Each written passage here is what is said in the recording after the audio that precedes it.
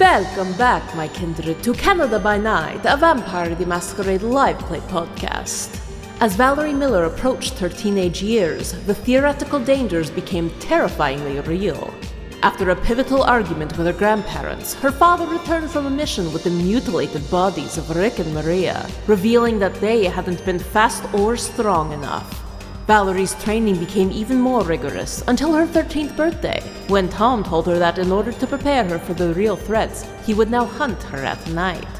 How will Valerie survive until sunrise? Find out now as you return to the world of darkness. Valerie, you are in a tree realizing you cannot stay in this tree. Mm-hmm. You need to figure out what you are going to do next. And that's when you hear two voices in your head. Perhaps it's PTSD, perhaps it's a flashback, but you spent so much time with Maria and Rick that you can almost hear the advice from each of them on what you should do in this scenario. Maria says, no matter the situation, distance is your friend. Whatever you're fighting might move fast.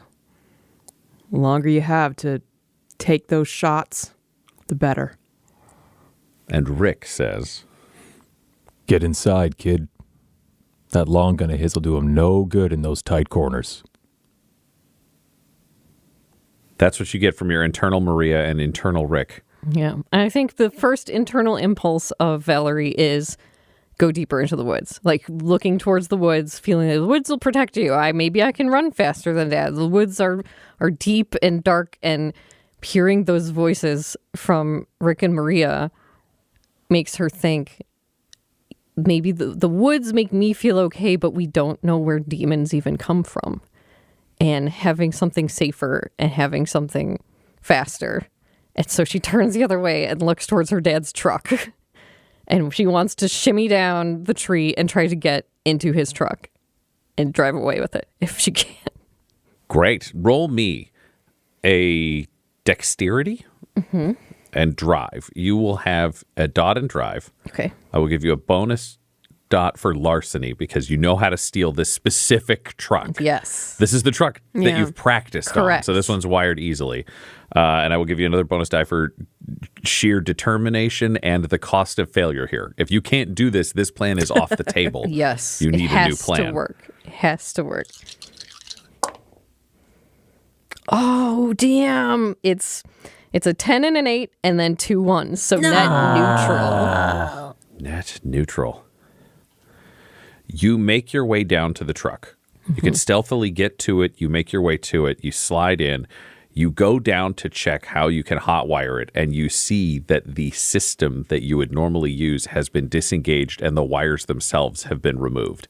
They clearly are on your dad's person. This truck is out of the game. Great. Fuck. Yep. So then Valerie, next course of action is like get to a place that is as safe as possible. And can she spot her dad from here? Can she tell how far away he is? Roll me a wits and awareness. Okay. It's an awareness. It's 3 dice. I don't like this. I mean, I love this, but I don't like this. This one is cocked. Yep.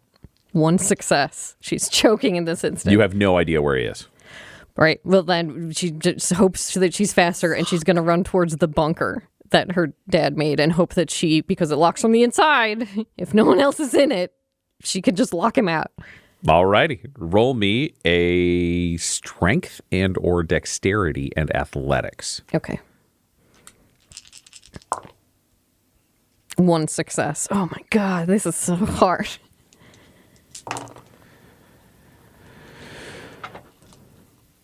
You make your way there.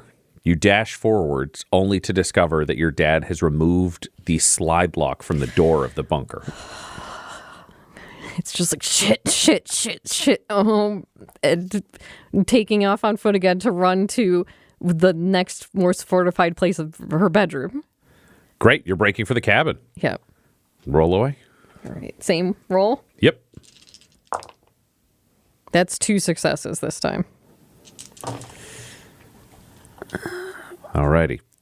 You make for the cabin, and your dad tears out of the woods after you. You manage to make it inside and close the door to the cabin.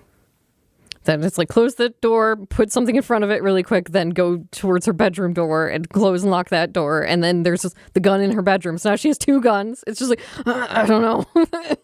Maybe. You are That's helpful. inside the cabin. The windows are all barred because this is designed to keep devils out. It's not as fortified as the bunker would be, but it's close. You are inside your room. To paint the picture of the interior of this cabin, there's your room. It is next to your dad's room. There is a large living area outside of that is a square. There is an outhouse that is outside of the physical building. This does not have plumbing. There are windows on the exteriors of the living area, one to your room that faces out and your dad's. But again, they are barred off with solid steel frames and bars. Where do you go? She's going into her bedroom, sitting on the floor next to her bed. And so she's low. So if anyone's doing covering fire or shots, she's low near the ground. And has one gun in one pocket and she has her knife in the other pocket and she's holding one handgun and is pointing it towards the bedroom door, low. And you're staying in your room? Yes. Okay. You stay low in your room. What does he do? You hear the sound of someone climbing up onto the roof. I think it's like hearing the climbing onto the roof and trying to ascertain exactly where it is. She's going to try to shoot the gun towards the roof, not actually shooting at her dad, but like bullets come out of the roof because it's like, maybe if I scare him back, he'll go away. Go away, Dad. All right, roll me a dexterity and firearms. You will have 2 dots in firearms because you have been trained. It's 2 successes.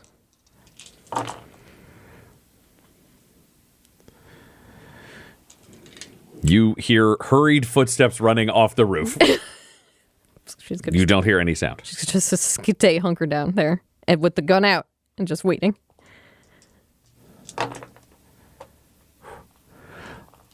The glass shatters behind you as the window to your room is burst in, and a small grenade gets dropped in and starts spraying gas.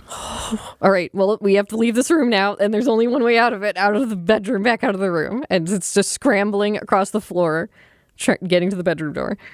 When it comes to this situation, I will point out, because you do have tactical training as well, there is a setup, like a small vault and safe that you know the passcode to, that has gas masks inside the central room. Perfect. Because this is a prepper house. Yep. You have your guns. You also have gloves and other things in your room if you wanted to try to throw this grenade back out.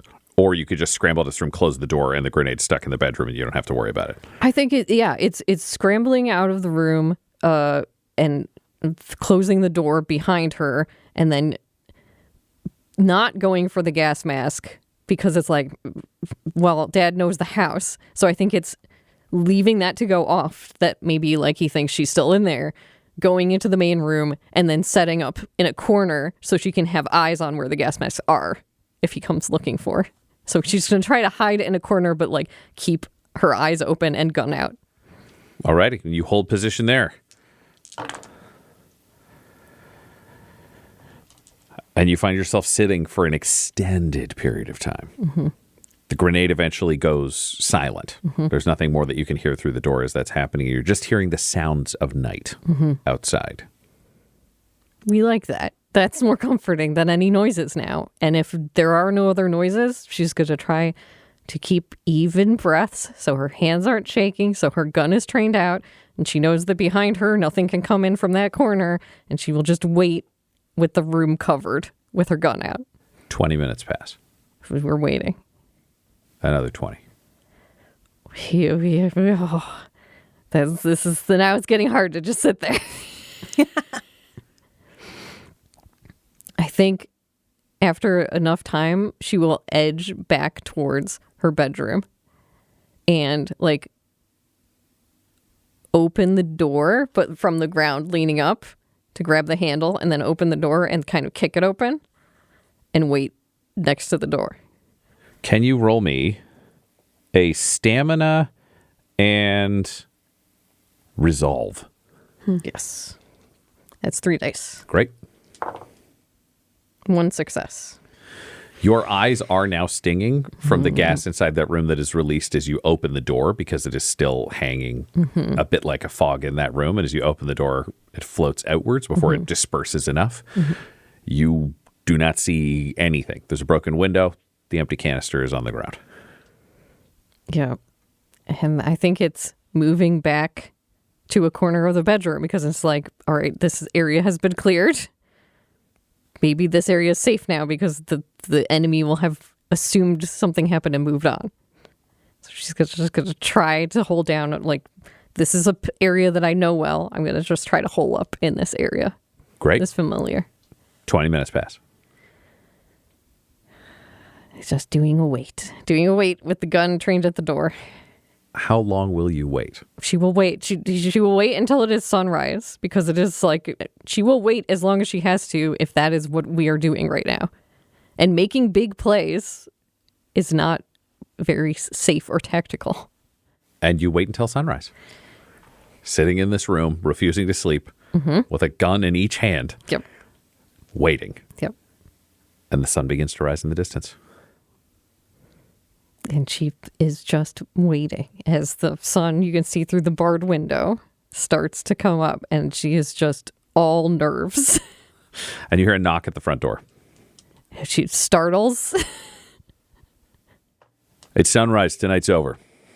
Dad again. This feels, now it's a question if this is a trap or not. If this is a trick or not. And she will put one of the guns back on the side table next to her bed and will walk into the main room with the gun still trained on the door. How do I know? I told you the terms. If it's dark, devil. If it's daytime, it's dad.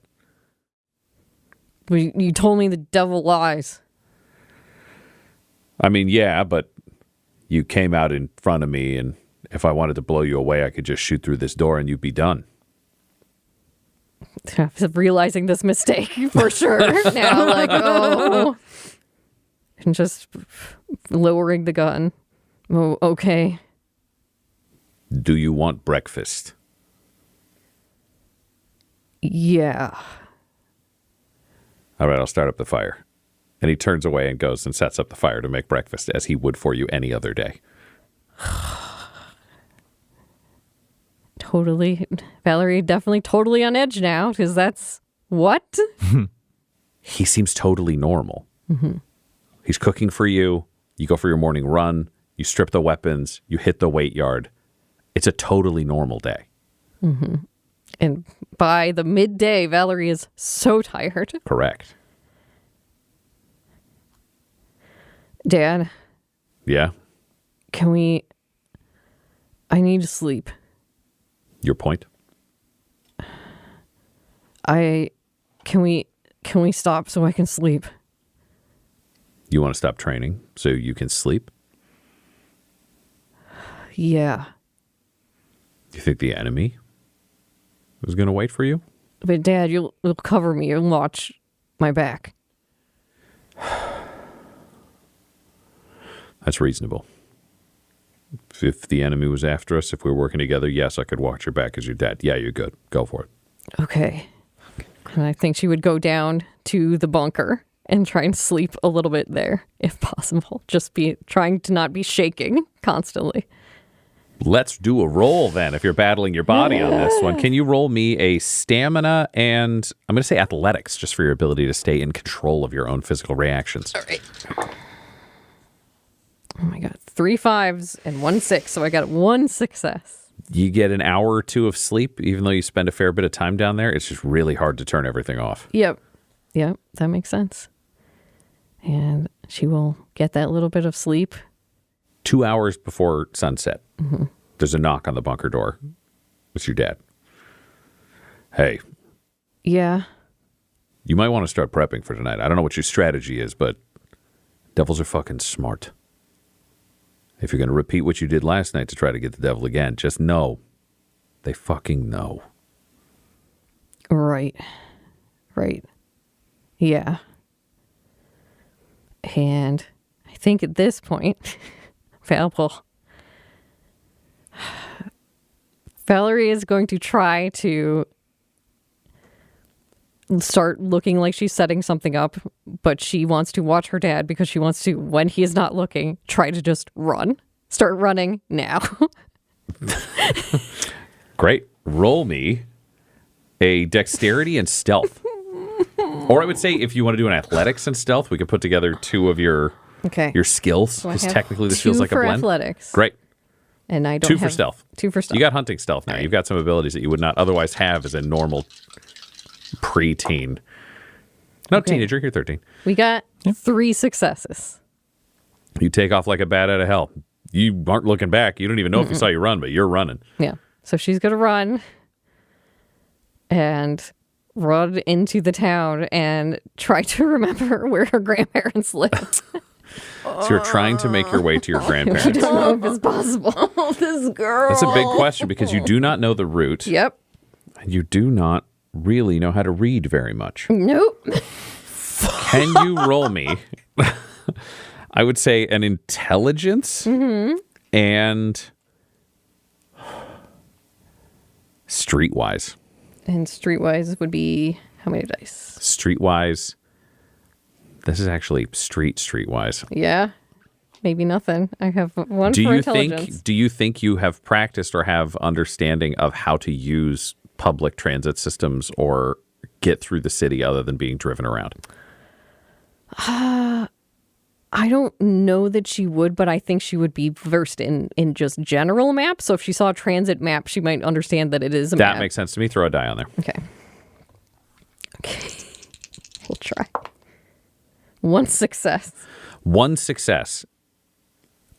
You feel like you're making your way to your grandparents. Yeah. But you're still not entirely sure where it is. Yeah. And I think that then it's like... Do you want to keep trying? This is a city. You let's can keep trying. trying. Yeah. Just a question of how long you've got. We have the entire night. How long do the buses run? 1 success again. 1 success. This is taking a considerable amount of time, to be clear, because it takes you hours to clear the woods to the city.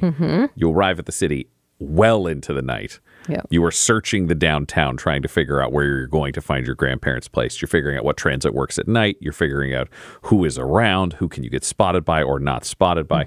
Can you roll me a dexterity and a stealth? And stealth is... 1 dot. 1 die. Okay. 2 dots for stealth. You're sneaky. You're tiny. Oh, nothing. Nothing at all. You quickly realize that at this point, your dad's truck is driving around town. You spot it from a distance. He has not spotted you, but he is in the city and active as you search for your grandparents. Shit. Do you want to keep searching? Yeah. Roll away. It's the only play. 1 more success. 1 more success. Okay. Add 2 more dice to the pool for the next time you roll because you have just been trial and erroring so hard that you may solve this town.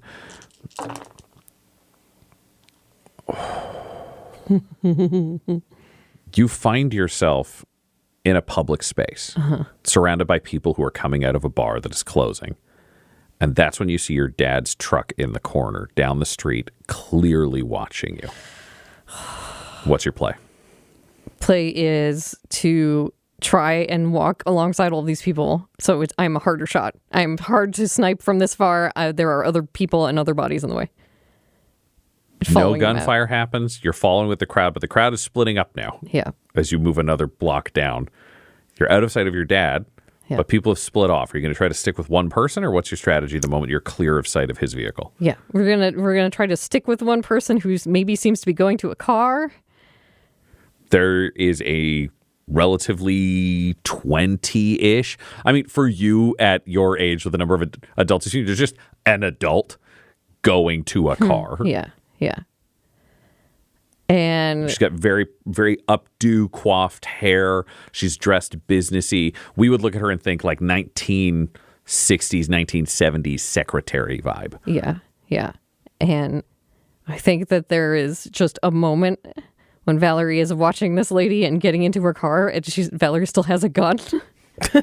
Yep. It's that moment of like, do I try to get this by force? Do I try to get... But it's like she hesitates and thinks about it. And the thinking about it, hesitation of this lady gets into the car that drives off. And she's just standing there. What do you do? She's going to look to see if any of the other cars, like trying car door handles of other cars in this parking lot. Roll me a wits and awareness. Murdering Laura. It's just too much tension. This is great. No. All failures. You can't get into any of these cars. Oh, man. Whether it's panic, whether it's you shaking hands, you just don't have the tools. You hadn't planned for this. Yep. You realize this is a lesson for you. Yeah. You may not have a plan, but if you're going to run from the house, bringing your lock picking kit and your car breaking kit and bringing those tools, you have no tools right now. You have weapons, but no tools. That's so true. And so I think it's just in a panic, Val flattens down and gets under a car and is like trying to just hide underneath the car. Great. Roll me a stealth and dexterity with 3 bonus dice for the cover given to you by a car in this dark lot. Okay. It's a lot of dice. We'll see what happens. We squeaked by with 3 successes.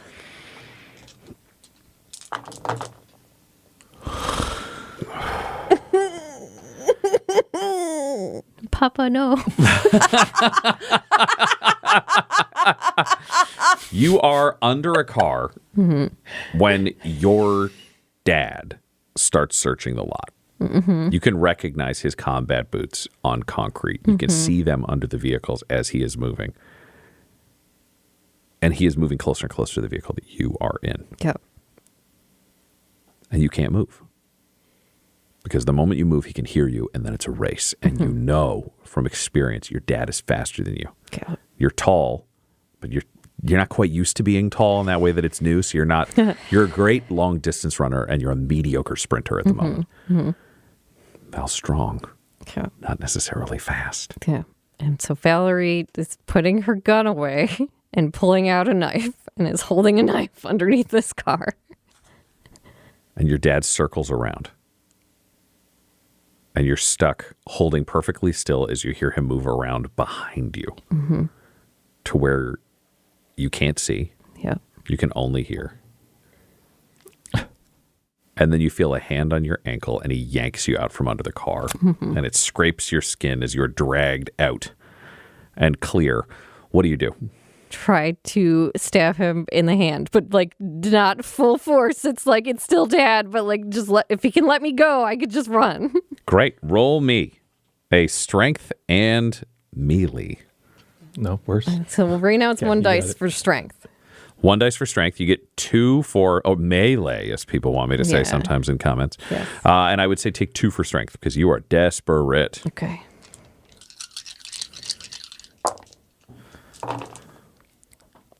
Three successes. 3 successes. You deal 1 point of aggravated damage to your father as you stab through his hand, and you realize as he takes that hit to get a better grip on you with his other hand that he is playing this game straight. Yeah. He is coming for you. He took that hit to be in a better position to be able to take you down, but his hand is loose. Yeah. And I think as he is moving and trying to grab more, it's just like, no, dad, and kicking and trying to get away. Yep. And he just says, not your dad, and keeps fighting. Roll me a strength and athletics or a dexterity and athletics to try to break free. I think it's going to be a strength in athletics. Go It's for like it just knowing the angles at which to try and pry to get Yeah. his arm off. 1 success. Well, normally that would not be enough, but on 6 dice, he rolled 4 ones. You are free and clear as a police car pulls into the lot. And you see 2 police officers start approaching your father, who immediately slips his stabbed hand behind his back and is forced to start having a conversation. Yep. You're clear to run. She runs. She looks sidelong at the situation of the police, but she just runs. Try to get to grandparents' house. And you've got time. Your dad is not coming after you. You don't know what happened with him and the police. You're not sure, but it seems like fortune has smiled in your favor and against his, and you make your way to your grandparents. Yeah. You find their house. Your best guess is 3:34 in the morning. Knocking. Knock, knock, knock, knock, knock, knock, knock, knock, knock. The light switches on upstairs. You hear grumbling through the window, as people always hear for some reason in movies like that. There's the sound of footsteps coming down the stairs. The front porch light flicks on, and the door opens. Hello? And Valerie just realizes she's holding a bloody knife and just poof, into the bushes in the front. Dad's crazy. Can I come back? What do you mean, Dad's crazy? What are you talking about? Please, can I come back? I'm sorry. I'll pray. I'll do whatever you want. He's trying to kill me. He's trying to kill you? The slowest sad nod. Roll me a composure and persuasion. Have one for composure. And that's what I'm rolling. It's a fail.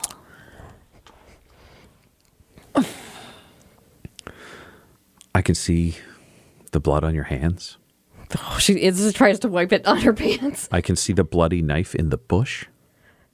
Grandpa, it's not me. It's Dad. Not you, it's the drugs? No, Dad just... Dad did it? Because I see you covered in blood and I see you with a knife. Now is it time to pray? Please, is Grams up? Grams doesn't want to come to the door. It's 4 a.m. and you're here with a bloody knife and you're on drugs.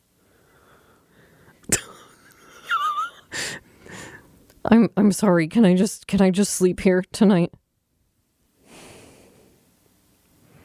Valerie, I want that more than anything in the world. But you can't sleep here, but come with me. And he goes out the front door and he closes it. And he walks over to his car. Mm-hmm. He says, get in. She very gingerly gets in the car. Do you have any other weapons? She makes a face and then she very slowly pulls out a handgun and puts it in the middle console. Oh, St. Raphael. He takes the gun out of this console and goes and puts it in his garage. Now he takes the knife and puts it in his garage. Val's knees and legs are shaking because now she's unarmed, sitting in this car, and is starting to have just full panic attack. And he goes and climbs into the driver's seat of the car, and he starts driving. And Valerie's just going to sit and watch, but very watch, like, okay, which streets connect to this street? Where, like, I have to map out the rest of this town in my head. And it takes you several minutes for you to realize that he is driving out of town on a route that you recognize back to your cabin. Grandpa, please, I'll do whatever you want. Please don't. I just want to stay with you and Grams. You've made choices. You've made choices, and they're not choices that I agree with. And you gave up on faith. You're committing crimes. Clearly, there is violence in you. There are a lot of dangerous things, and we're not equipped for that. We're gentle people. We're kind people. Your father is a harder man than us. He's done stern things, and he's made his mistakes, but he does right by people, and that's why he's going to do right by you. But this is a problem he needs to fix. It's his problem, not ours. We raised him, and he's fine. Ryan's face. This guy's the worst. He's doing fine. He served his country, and he's living a normal life, which is all any parent can hope for, and he's raising a grandchild who has been tremendously disappointing and dangerous. And I hope he can help you. I hope he and the Lord can help you because I can't. Valerie's looking down at her fingertips where there's just blood under some of her fingers. There's her own dad's blood. And nodding her head. I understand. Okay. And he drives you the rest of the way back to the cabin. And she sits in the car as long as he will let her. And he will wait until the next day after the sun rises. That's what we need. Thank you. Thank you, Grandpa. It takes a few more hours, and then your dad's truck pulls up. And he climbs out of the truck with a bandaged hand, looking very tired. And he comes over to the car and says, "What are you doing with Grandpa? You need to take your daughter. She is making poor choices. She is engaging in violence. I think drugs may be involved. She is sinning. She clearly is not going to church enough. I believe that you can fix this. I believe that you must fix this. Thanks for your opinion." Valerie, get out of the car. Okay, Valerie gets out of the car, not saying anything else. You're good to go. We don't need your churchy shit. Fuck off. My word. And Grandpa rolls up his window and drives away. That was a bold choice. You bought yourself some time. But as you can see, you can't trust civilians. They're not going to save you. Good plan, though. Good knife work. Showed me I'm getting soft. I should have hamstrung you before I pulled you out. Valerie nods. This is what we can teach each other. You didn't have your tools, did you? No. Yeah, so if you'd had your tools, you would have had a car. You would have been fucking gone. You would have been safe. And if I'd been a little more ruthless, I'd have done my job. We're making each other harder. This is the game. Yeah. I'm going to sleep. And she storms off to her room where the other gun is still. And she storms off to her room and she sleeps. And you begin this game. You realize there is nowhere to go. There is no one you can trust. There's no one who can help you. The only people you can trust are in your head. Mm-hmm. Your internal Rick and your internal Maria. Yep. Because they knew more than my dad. And you realize that there are certain things you are missing. You can't just escape and go live in the world yet. Mm-hmm. You haven't even finished grade 2. Yeah. Being able to read is a life necessity. Yes. Being able to figure out finances because you don't have cash is a life necessity. You can't go and survive alone at this point because you're not ready. Yep. Which means you shift into a new pattern. Your days are spent resting, training, and learning. Mm-hmm. Building up to an escape when you're taking night classes, you're balancing things out, you're pretending to be older, you've got a fake ID so you can do these things. You don't quite have a bank account, you can't do the more serious things. The cash is cash. Cash is cash. You can steal what you need to steal. You steal a car that you hang on to and switch the plates on. Mm-hmm. What is your first stolen, nondescript, forgettable car? Oh, man. I'm trying to think of which cars are there that are super nondescript in that era. What year are we in? 70?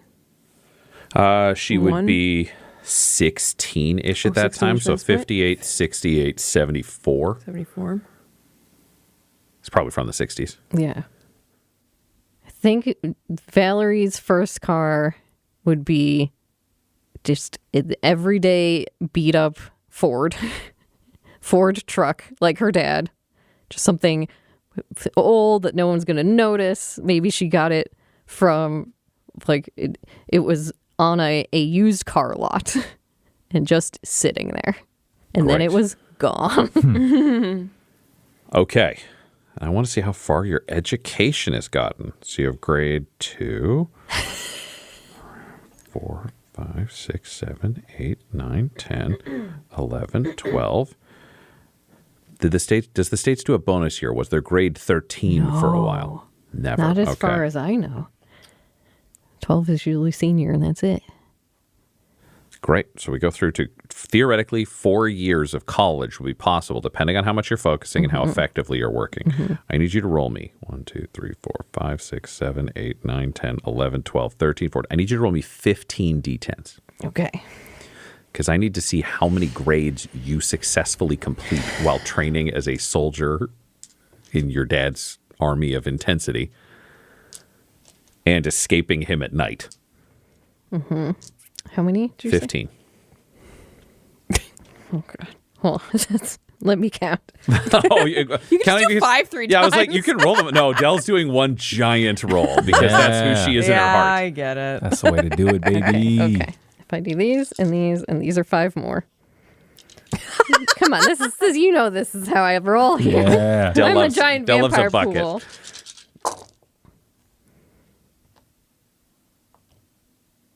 Oh, damn it.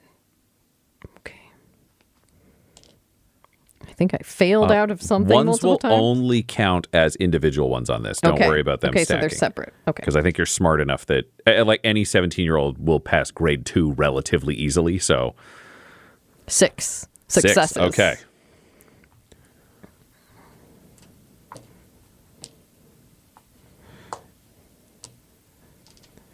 You have completed grades 2 through 7. We'll take it. So We'll you take are it. going out into the world with the functional education of someone in the middle of 8th grade in the 60s. We're doing it. When, for the record, and in a lot of small towns, depending on your area, having a high school diploma could be a big deal. Yeah, that's true. I was A going lot to of say, people would go into the trades. A lot of people would figure that out. Yeah. You're not doing bad, but you have that much education, which means you can absolutely read signs. Yep. You're not going to be reading elaborate literature on your own time. Right. But we all know Val Miller doesn't really do that shit in the future anyway. She's not into poetry. She's into heavy metal. Yes. You have your vehicle. You have all this. But the most important thing and the last step of this plan is for you to escape on the evening of your 17th birthday. Yeah. 1975. You have your inner Maria and you have your inner Rick. What was your rough idea? And then we'll hear from them to hear how they would help you refine it to make sure that when you get away from your dad, you get away clean and for good. Yeah. I think this is fucked up, but this is where my brain has taken me, is that she would have wanted to make a trap, like dig hole, work on that over time, try to keep it from her dad, try to make a trap that he would be stuck in for the rest of the night, so then she could leave in the car and get as far away as possible. But involved in this, she also wants to dig up Rick and Maria. Oh my God. Because thinking about it, the weaknesses that her dad has, or the things that he has spoken about that have haunted him, is like that he's not as good as them.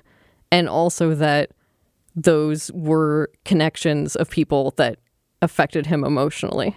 So it's like that's the only weaknesses she really knows her dad has. So you have a weakness and an overall idea of trapping him. Yes. And you find yourself, as you are digging up the bodies of Rick and Maria, finding their corpses that have been rotting for 4 years Yes. underground Yep. as you haul them out.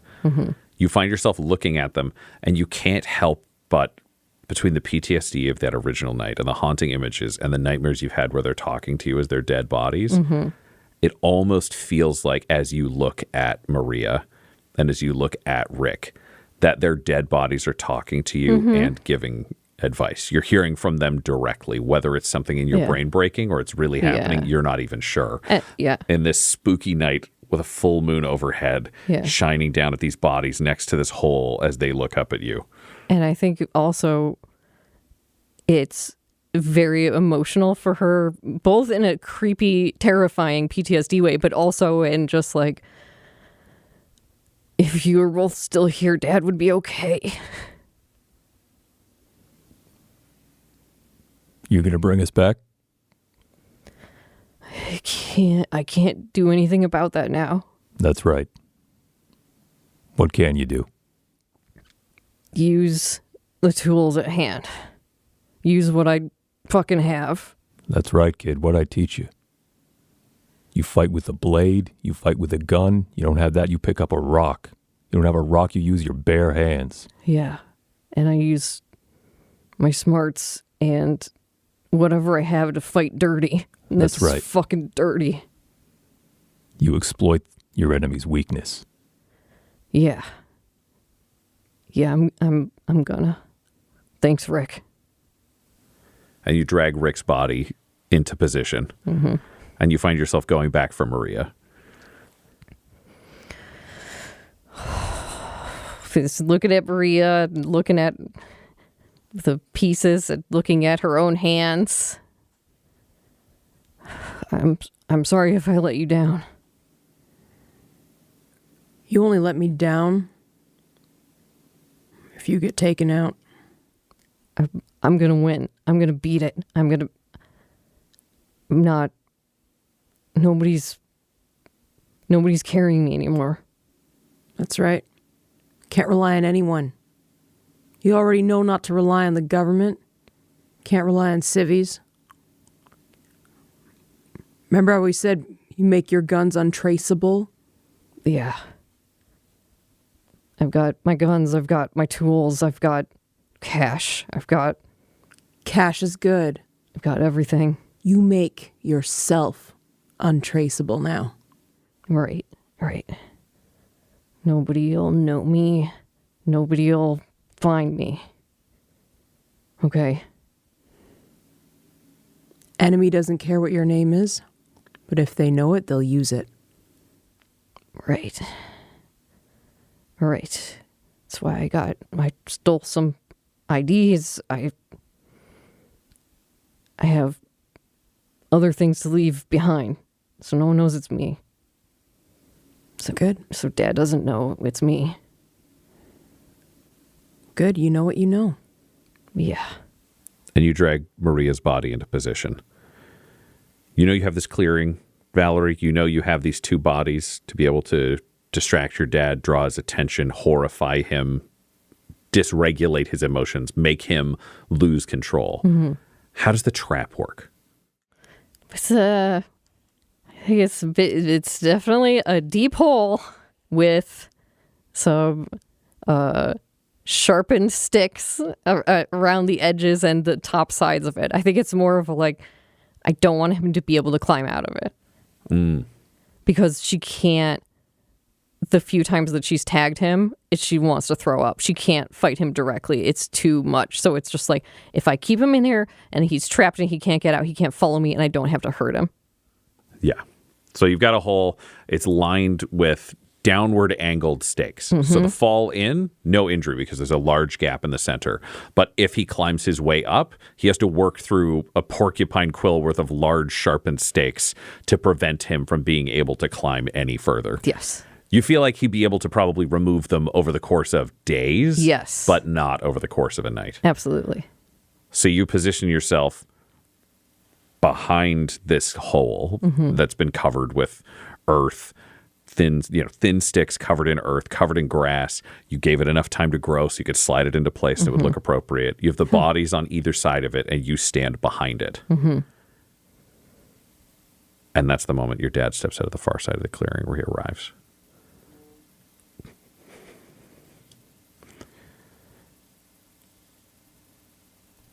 He has his combat knife in his hand that's glinting in the moonlight.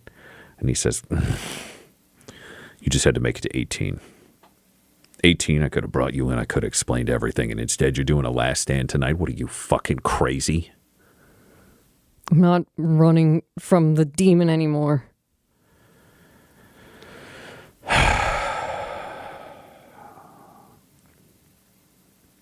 I can take you. All right, you're making your old man proud. Fucking. You have to take them up. Jesus fuck. Valerie, you. You're not as good as them. And they taught me, so I'm better than you. Well, I guess we're going to put this fucking theory to the test because one of us ain't walking out of here. And if you can't make it me, it's going to be you. And I'm telling you right now, it's going to be you. Do you have any last words? Trying to be a hero, digging up my fucking friends, the only people who ever loved you. And you treat them fucking, they're not even me. Jesus Christ, Valerie. I know, Dad. I know. I'm gonna protect you and me. Yeah, well, fuck it, I guess. I shouldn't have been talking anyways. It's on. And he storms forwards and finds himself falling immediately into the hole. You hear the shocked exhale of breath. He can't even scream. And then you hear the thud of him hitting the floor of this and the crunch of a bone breaking. Oh. Yeah. And that makes her feel sick. And she almost hesitates. And then it's just seeing the corpses of these two dug up friends is nope. We run. We execute the plan. We go. And she just takes off running. And you take off running, leaving behind the cabin, leaving behind Maria, leaving behind Rick, though they live on inside you, leaving behind your father in an unknown condition at the bottom of a hole designed to keep him in even at the full height of his health. And you run from being Valerie Miller. Yeah, your father still lives in your head, too. You are the sum of these lessons. Who knows what you'll be next? This episode of Canada by Night features the voices of Tyler Hewitt, Del Borovic, and Laura Hamstra, alongside storyteller Ryan LaPlante. This episode was edited and mixed by Laura Hamstra. Canada by Night's artwork was created by Del Borovic at delborovic.com. That's DELBOROVIC.com. And our ad breaks use the tracks No Control and Cheaps by Jazzar, JAHZZAR. All of their music is available at freemusicarchive.org. Canada by Night is a spin-off of the Dum Dums and Dice series Blood and Syrup. If you want to hear about what happened to Everett before he came to New Haven, look for Blood and Syrup anywhere podcasts can be found. For all things Dum Dums and Dice, including merchandise and how to join our Patreon, you can visit dumdumdice.com or find us on social media at dumdumdice. That's DUMBDICE.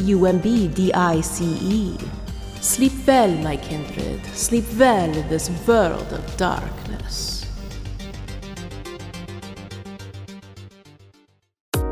Dum Dums and Dice has to give a special thank you to the supreme beings of our Patreon at this time: Christopher Little, George Dolby, Gavin and Abby McDonald, Fire Unfriendly, Grandma Likes D&D, Alan, Stabby Stranger, Glitch Trick, Flynn1138, Alarain Okapi, Schrodinger's Pepper, Madre de Gatos, Lady Maiden, Nithrian, Garbo Ape, Sam Schaefer, Waffle Marine, Dagger Rain, Rob L, Dia De Los Hoodless, Squishy Werewolf, Remy Funky Head, Accent Therapeutic Services in Florence, Kentucky, Lael, Shulzari, The Long Family, Jordan Oliver, Richard Wright, Brittany Fenwick, Alex Parr, Dragonfly, Megan Werner, A Man Out of Time, Curtis at FingerTechRobotics.com, Panda24NN, Shendra D, Your Homeboy Bones, Ellis Hatch, Odigenous, Beef Not Cheese, Kai Koa, Squire Solaire, Sandy Sassy Pants, Adam, Amira Lockhart, James Molina, Nick Hemsing, Alex LaFountain, Mickey Blake, Seth Cambron, and Jill and Noel LaPlante. If you want your name to be added to this list, you can join our Patreon too at patreon.com/dumdumdice. Thanks to them, and a little bit of thanks to you.